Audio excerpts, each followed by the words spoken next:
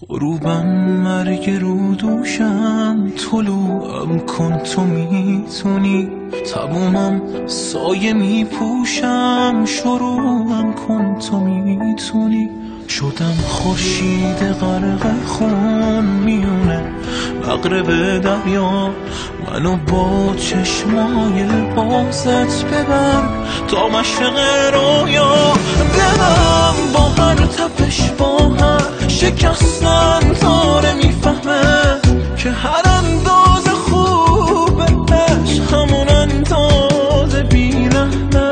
چراهایی که رفتم تا بفهمم جز تو راهی نیست، خلاصم کن از عشقایی که گاهی هست و گاهی نیست.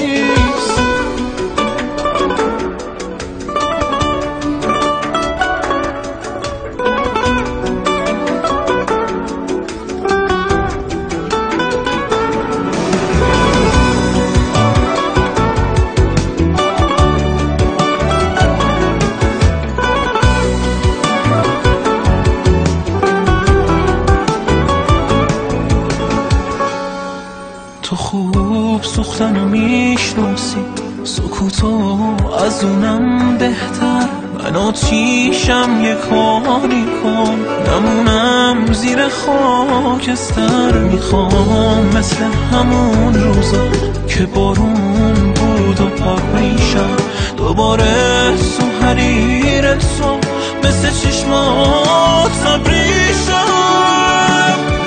دلم با هر تپش با هر شکستن تاره میفهمه که هر انداز خوب عشق همون انداز بیرحمه. چراهایی که رفتم تا بفهمم جز راهی نیست، خلاص